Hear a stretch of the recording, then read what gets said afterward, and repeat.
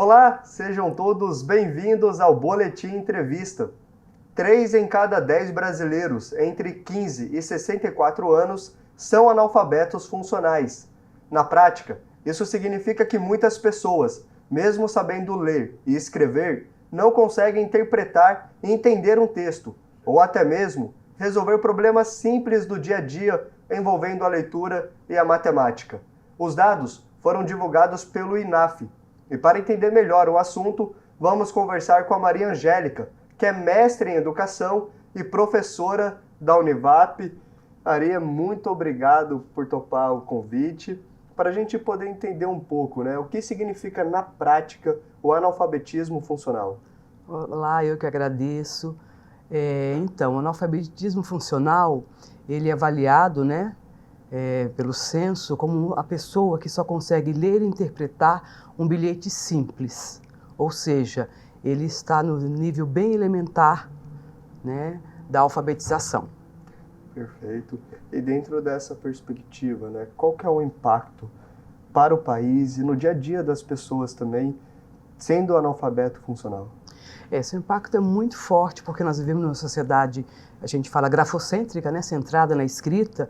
Então, ou seja, só para você ler e compreender o bilhete simples, isso é pouco, uma vez que o próprio mercado de trabalho hoje, para qualquer função, ele exige o fundamental completo, né, ou educação básica completa, que vai até o terceiro ano do ensino médio. Por quê? Porque as atividades hoje econômicas, as funções, elas também são complexas, uma vez que a gente vive numa sociedade cada vez mais tecnológica, né? Onde a leitura e escrita, né, e a compreensão desse universo letrado exige também um leitor que saiba para além de ler e escrever um bilhete simples. Justamente, né, dentro da pesquisa, foi a primeira vez que ela trouxe o recorte no ambiente digital. E foi apontado que entre os jovens de 15 a 29 anos, 36% tem desempenho digital bem apurado, né? Mas quando você traz esse recorte para os mais velhos, esse número diminui. As pessoas de 55 até 64 anos, somente 6% têm alto desempenho digital. Num ambiente tão conectado, né, o que isso representa também?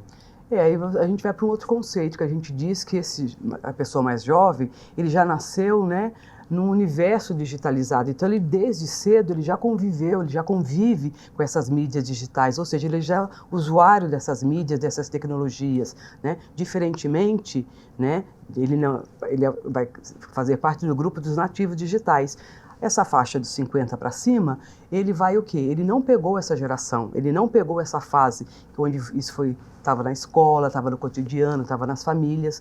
Então, realmente, é onde a gente tem que trabalhar essa questão desse letramento digital, ou seja, ensinar a usar, né? Então, desde a escola, claro, sabendo usar, sabendo como usar, né? Então, novamente, a gente montou aí a função da escola, enquanto também colaborando. Hoje nós temos projetos de educomunicação, para você fazer podcast, você fazer rádios, usar a linguagem digital, né, de uma maneira para o quê? Para te inserir no universo do conhecimento.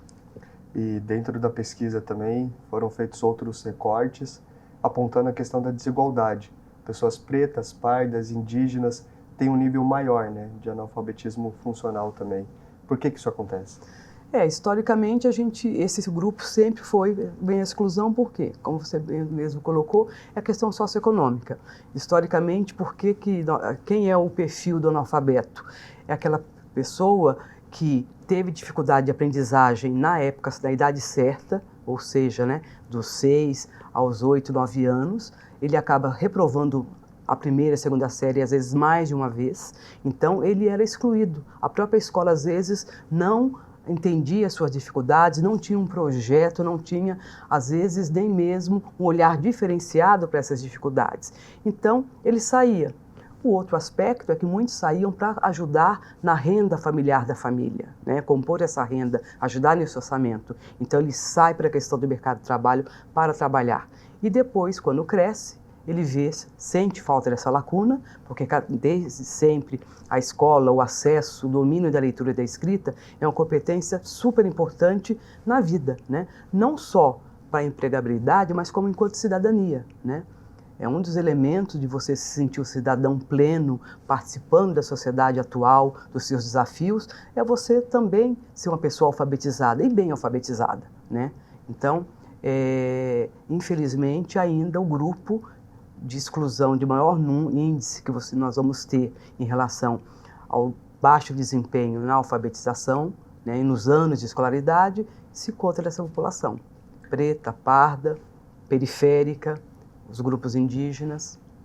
E o que pode ser feito, né, para poder reverter esse quadro, melhorar os índices da população em geral?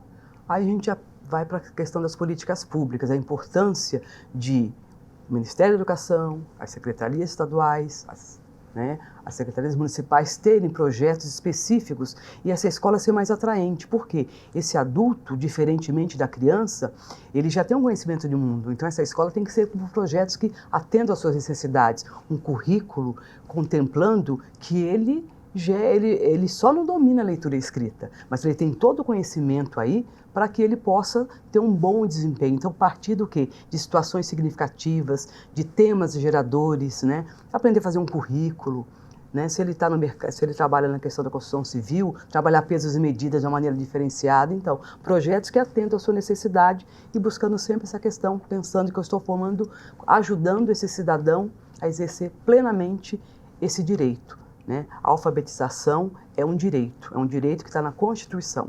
Né? Então, é um direito que ele tem que ser garantido independente da idade. E quanto melhor na idade certa, mais o país vai estar cumprindo o seu papel. Perfeito. Muito obrigado pela entrevista, pelas explicações.